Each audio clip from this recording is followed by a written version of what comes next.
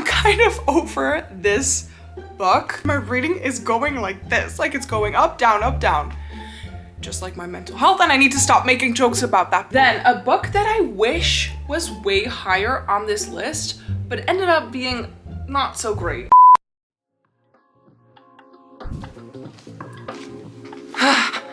Oh my god.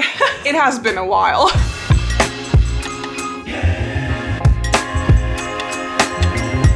It feels strange yet natural at the same time to sit in front of a camera again, even though it has been 2-ish months since I last uploaded. I'm not going to go into detail, but let's say that 2023 just has not been my year until so far, hence the absence. But I miss you, and I keep on saying that because it is true, but I want to be more present on here. And what better way to get back into the swing of things in the middle of the year by ranking my worst to best books of 2023 until so far. But first, let's have a little look at my reading stats so far. My goal for this year was to read 30 books, and I have currently read 15. So again, right in the middle of my goal. One book behind my challenge, which I don't find too bad. I have read 5,296 pages. Sometimes numbers in English are difficult, okay? And what we see is that I've read mostly emotional and mysterious and funny books. I think these categories are kind of like based on how other people rate the books as well. So I'm curious to see which books fit into which mood category. Mostly medium-paced books. I know this about myself. I do not read lots of slow books. Mostly stories that are between 300 to 500 pages long. I hope that I will be able to read more longer books in the next upcoming months because I do like to lose myself completely in a story that takes place for hundreds of pages, but it's just always kind of intimidating, as we all know. Still mostly young adult, which I think is because of a certain series that I've read so far, but I'll get to that a little later. And also the romance books are coming back this year. Which is kind of ironic given my personal circumstances, but okay. Ugh. The irony. I also really like this graph, which kind of like tells you how many books you've read per month and also the amount of pages. And I think it's really funny that my reading is going like this, like it's going up, down, just like my mental health. And I need to stop making jokes about that because it's actually not funny, but I don't know how to cope with it otherwise. I'm sorry for the repetitive jokes. And yeah, my ratings have not, I feel like I haven't been reading a ton of great books. I mean, I have read some amazing ones, but due to everything, I am not able to fully focus on a story, and I've read some books that I know I would have been able to love even more than I already did right now. Those are kind of my stats in a nutshell. I made a whole tier ranking list of the 15 books that I've read until so far, and I ranked them from worst to best books. And until so far, I have DNF'd one book in 2023, and that is this one on top of here. And that is Better Than the Movies by Lynn Painter, which is probably gonna come as a surprise for a lot of you because this is, I think, one of the most hyped books that I've ever seen on the BookTube, on the Book Talk internet space. And I read until page 110, so I think like a third of the way through, and I am just gonna call it quits. Got this for my birthday because I wanted to have a super cute YA rom-com, or just like a romance in general. And everyone says that this is the most cute book that they've ever read. Our main character, Liz Buxbaum, she's obsessed with rom-com movies because of her mother. And I think Liz's crush moved back into town, but Liz's crush is also hitting it off with this other guy in her hometown who's like really annoying, and he is really annoying, but she's probably like, she's gonna fall in love with the annoying guy over the handsome guy that she's had a crush on for so long. As you can tell, I'm kind of over this book because the writing style felt so childish and like unmature to me. And I'm like, I know it's a YA romance, but it read like so young, and I noticed that I'm kind of like over the extremely young YA side of books. Plus I was also listening to the audiobook, and the narrator just made it like even worse. I don't know why, it felt even more cringe. I was cringing a lot with this story, so I'm really sad about that because I wanted to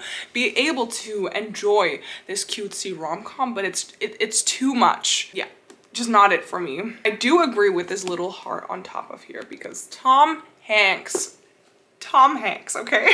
Then a book that I wish was way higher on this list, but ended up being not so great, and that is Reputation by Lex Croucher. Probably the majority of you know that, like, what is it called? Yeah, Queen Charlotte came out this year, aka that like mini Bridgerton series that I just like gobbled up. I ate it up. It was highly enjoyable. Still not as enjoyable as season 1 of Bridgerton. I feel like that just cannot really be topped by anything. Just like that sexiness, that angst, the super fun drama. I was like craving that so much after Queen Charlotte, and I knew I had Reputation on my shelves still, which, as you can tell from the cover, is very much like Bridgerton, I think Victorian like era inspired. And I was hoping for drama. I was hoping for lavish parties with just lots of happenings. And this book was so freaking repetitive. I think it's like 450 pages long, and this could have been put into like a 250 page story and it would have packed the same punch as it did right now. Well, it probably would have been better. Georgina, who is abandoned by her parents, get like introduced to like the whole seance culture by Frances Campbell. And you're promised a new world of wild parties, drunken debauchery, mysterious young men with strangely alluring hands, and the sparkling upper echelons of Regency society. It was so lackluster, and I'm so sad about it because I wanted to love this book so much. I mean, I cannot really tell you what it was about besides what it's saying. I felt like there was not a ton of plot. It was mostly just Georgina trying to get into the Regency society and her not being like fully accepted, and like the people who are more into that society who kind of saw how stupid they were. And that's it. That's all I remember. Next up, a book that I bought in Paris when I went to Paris with Gavin and Beth. I made a whole vlog about that, you can check it out, is Lemon by Kwon Jeo Sun. What really attracted me, I mean, it's a very short book, but it was the blur that says this is not a murder story, it is the story of those left behind. And you follow 3 different perspectives in this book. I'll read you the back of this book a little bit. So 17 years ago, Daewon's older sister was killed on her way home from school. The crime shocked the entire community, but although 2 boys were questioned, no one was ever charged. The case went cold. Growing up in her dead sister's shadow, Daewon's life has never been the same. She is haunted by this single event, as are 2 of her sister's classmates. Lemon is a timely exploration of privilege, jealousy, trauma, and how we live with the wrongs we have endured and inflicted in turn. It just seemed really interesting to me that a cold case was not like either really like being solved or told as it was happening and as the crime was going on, but rather years after it took place. And as I'm holding this book, I'm like, what were my thoughts regarding this? I think it was mostly just short. I listened to the audiobook, which was like nicely done, I think. But besides that, it has not stuck with me whatsoever. Then on place number 13 is Only Dull People Are Brilliant at Breakfast by Oscar Wilde. This is like a little, not even short story. It's basically a little collection of everything that Oscar Wilde kind of just like word vomited onto paper. I think someone on Goodreads kind of described it as if Oscar Wilde would have a Twitter, this would be his legacy. And I totally get it. And it was just something fun and different in between. Next is like aesthetically one of the most beautiful books that I own, but like internally story-wise, it was okay. And this book has had so much hype, and I can totally see that for some people, this book is everything that they want and more. And that is The Girl Who Fell Beneath the Sea by Axio. Just a moment for this cover, please, because it's so stunning. It is the Fairy Loot edition, and I've never seen like a more beautiful book in my life. Our main character, Mina, she lives in this tiny town somewhere in Korea. I don't remember the name, unfortunately, but every single year their village is plagued by the sea god, and he can only be like tamed by this town's offering, which is a maiden who gets thrown into the sea as the sea god's bride. Mina's brother, like beloved Brythe, gets offered this year, but Mina kind of just like sacrifices herself instead. And basically she like falls into the sea god's like spirit world, and she gets there and goes on a quest to like save her village from this curse and to uplift it, which sounded amazing. I was really excited to read this and to get into like a YA fantasy book again, especially like I've never heard of this Korean mythology tale, so I was really curious to get to know more about that as well. But basically the plot that I'm telling you like right now, like this begins beginning. It's what happens on page number 1. And besides that, I was just completely like lost with where the plot was going, which was something that really frustrated me. Like, I don't need to know exactly how the plot of a book is like gonna happen and like have it fully written out for me. A little bit of a surprise is nice as well, but I felt lost, which I also didn't like.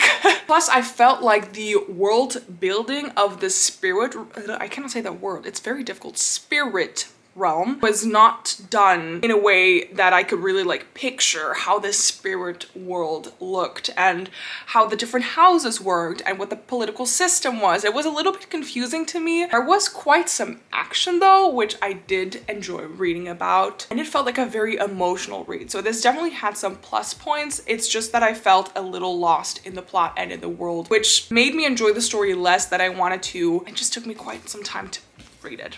Then when I was at work in the bookstore, it was really quite calm, and we had this super cute looking graphic novel lying around, which is called Laura Dean Keeps Breaking Up With Me. I picked it up on a whim and I finished it within like 1 or 2 hours. I don't even remember the main character's name, but it's basically just about a girl who is trying to navigate her way into like dating other women, and she keeps on dating Laura Dean, who is actually really quite toxic. Now we are getting into the 3.5 star rating category. So I started my reread of a YA mystery, murder mystery series with the goal of actually finally finishing it after starting book 1 and 2 4 or 5 years ago. So on place number 10, even though these next 2 books are part of the same series, but on place 10, I have The Vanishing Stair, and on place number 9, I have The Hand on the Wall by Maureen Johnson. So book 2 and 3 of the Truly Devious trilogy. Originally a trilogy. There are like companion novels coming out right now, which I do have an interest in picking up, but I preferred the finale, so book 3, more than book 2. It felt like it was not a filler book, number 2. There was definitely some like crucial information that was being told to us, but I felt like these 2 stories, or just the whole trilogy in general, could have been combined, shortened a little bit into 2 books. And I did just have like a great time, and I felt like book 3 was quite a nice conclusion to the series. Just certain aspects of this trilogy were not my cup of tea, especially kind of like the little romance political element that was thrown into it. The character that was our love interest, I was like, girl, why him? Tell me why. But the mystery itself, I felt, was worked out really nicely. It kept me on the edge of my seat, and I just really love the private like boarding school element of the Ellingham Academy. It's just, this book is so perfect to read during the autumn and winter times. Then on number 8, I have The Toll by Neil Shusterman. I started off this year quite well with finishing unfinished series. This is book 3 in the Scythe trilogy, which I started reading last year and became absolutely obsessed with. This is a brick of a book. This is the longest book that I have read until so far this year, and it was the first book that I picked up. Like, props to me. It's like about 630 pages. I mean, I feel like it's a solid conclusion to the series, but without spoiling too much, it definitely became way more sci-fi than dystopian at the end, which I think for a lot of people was a little bit why this book did not satisfy their needs of a 3rd book in the trilogy. So many new characters were introduced in this 3rd book. Yeah, I felt a little lost regarding that and who was who and what everyone's role was in the story as well. But overall, I love the whole philosophy behind this trilogy. I think Neil Shusterman has done such a good way of thinking out this world and describing how it works, and I cannot wait to pick up Gleanings, which is like the short story collection. And I never want to read short story collections, so that is a good sign. Good job, Mr. Neil Shusterman. On spot number 7 is The Darkest Part of the Forest by Holly Black, and I was pleasantly surprised by this one. This is not Holly Black's first fairy book, but like in the Cruel Prince universe, because it does have some side characters are in the same universe. I mean, that series definitely took my heart a little more than this book, but it's such a good standalone. Let me tell you what it's about. You have brother and sister, Hazel and Ben, and they grew up in this town and live in this town called Fairfold.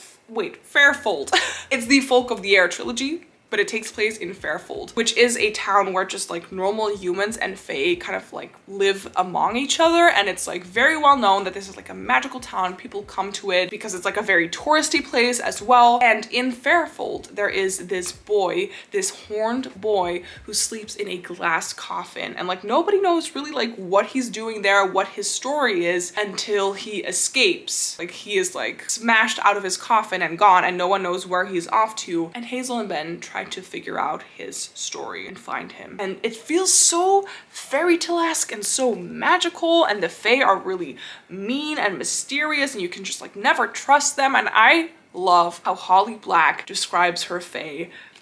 It's fantastic. So I 100% would recommend this to you if you want to read a fae standalone book that feels like a beautiful modern fairy tale. Then I already talked about this trilogy, but I think, question mark, I'm doubting it right now, that Truly Devious, I would put that on a higher spot than The Darkest Part of the Forest. This was not the first time that I read this book, so I do feel like my enjoyment would be even higher if I hadn't read it already, but it's also just like a major throwback to 20-year-old Sabine, who absolutely devoured Truly Devious. It's so easy to get into this story and get sucked into the mystery, and like I said, the boarding school and the different characters, they are all very interesting, and I just like the whole vibes. So Truly Devious, again, would recommend it like 100%. Next up, I have you already saw the cover. Be honest, you already did. Next up I have Tomorrow and Tomorrow and Tomorrow by Gabrielle Zavin. I predicted though that this was gonna be my next favorite book, and when I read the first 30 pages I was like, honey, you are 100% right. This is gonna be a new fave. But the further that I got into the story, the more that I questioned that earlier statement. This is like an adult fiction book about two people who have made a game when they went to college, which got like highly popular, and ever since that moment they kind of like started to work on games together. They're just like super good friends. They never were in love, they've never been lovers, but their stories are so intertwined, and this book very much talks about just the complexities of being human and friendships and just relationships in general. And this is an intricately imagined novel that examines the multifarious nature of identity, disability, failure, the redemptive possibilities in play, and above all, our need to connect, to be loved, and to love. But the element that kind of like was very difficult for me to read about, like I've never really experienced it myself, but it is one of my biggest anxieties, is just like losing the people that you care about. And that is definitely like grief and death is, without spoiling anything, a big theme of this book as well, which was a little hard to read about at some points in the story for me personally. But I think Gabrielle Zavin did such a good job. The gaming element is a little aspect about this story. It's just like not a gaming book. So if you're expecting this to kind of like be like Ready Player One or a different sci-fi gaming story, that's not it. They do talk about games, going to college, the creation of that, but it's not a sci-fi book.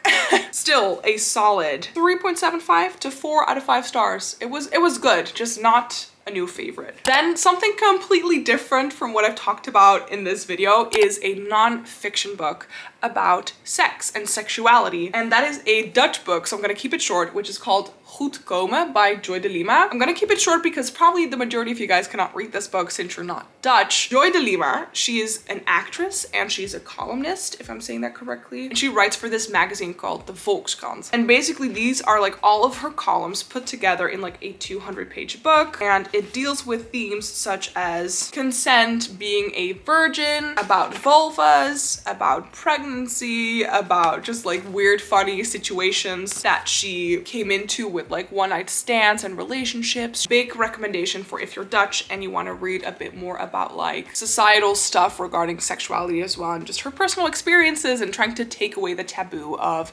sexuality, and especially sexuality for women. Ooh, okay, we are getting to my top 3, and I'm all super excited to talk about these books. So on number 3 is actually my most recently read book. I thought that this was gonna be number 1, to be honest. And that is Lessons in Chemistry by Bonnie Garmus, is I think her last name. I mean, this book has taken the internet by storm, and for good reason. We follow our main character, Elizabeth Zott. She's currently living in the 1960s, and she is a very famous TV chef, but she's like different from the other chefs because she like really introduces the element of chemistry into her cooking, and she's really trying to make a statement and like just make all the housewives feel very inspired to do more than they are told that they can do. But she's depressed and she's burned out, and life is just like not going the way that she wants it to go. And then we get like a flashback basically throughout this whole book of how she came to that point of being a depressed TV chef, because she actually started off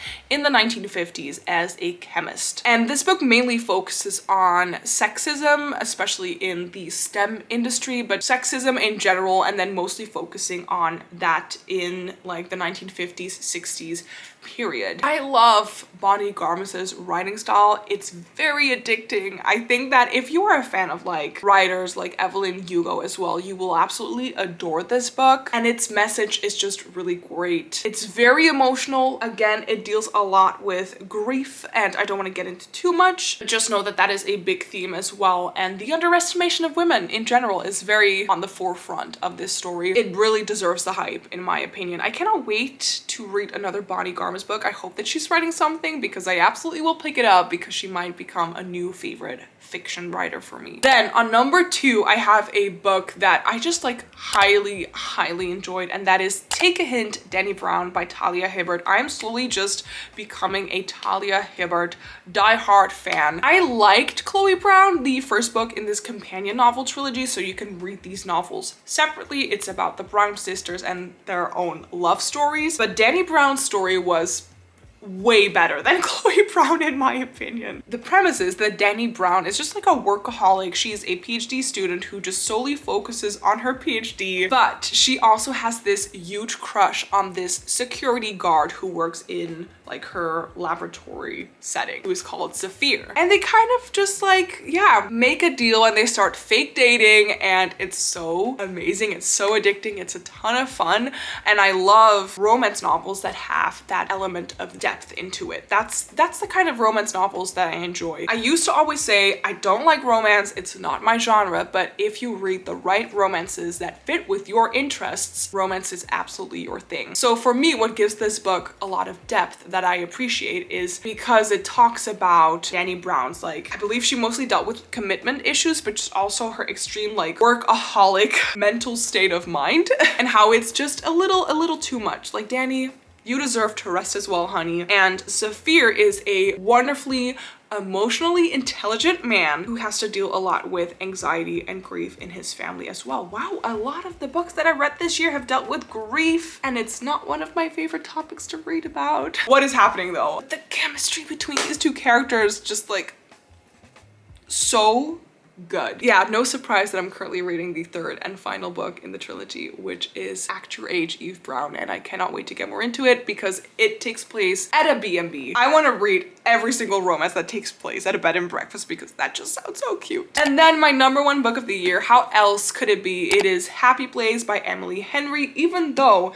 this is my least favorite Emily Henry of the 4, I think. I don't know. I want to give them all a reread again. I still know though that Beach Read is number 1, but she has done it again, folks. So Harriet and Wynne, our main couple that we are focusing on, are supposedly the perfect couple, but they have broken up a couple of weeks ago. However, I think it was like every single year they went on this like couples trip together with 2 other couples as well, like they're best friends, but the cottage at the sea that they're staying in is being sold. So this is going to be like their last summer vacation together at that like beach cottage with the 6 of them, but the other friends don't know that Harriet and Wynne have broken up. So it's basically them just trying to act as if they're in love even though they're not anymore, but they just don't know how to tell their friends. And besides their romance and their struggles, this book very much focuses on friendship and being friends for a long time, and how is your dynamic after you've known each other for so many years and you don't communicate about things. Really highlights the importance of a friendship as well, which was actually one of my favorite elements of this book. And again, I just love the whole beachy summery vibes that Emily Henry knows how to create in every single one of her books. It's one that you will like fly through and that will pull at your heartstrings and that you will love. So I have talked for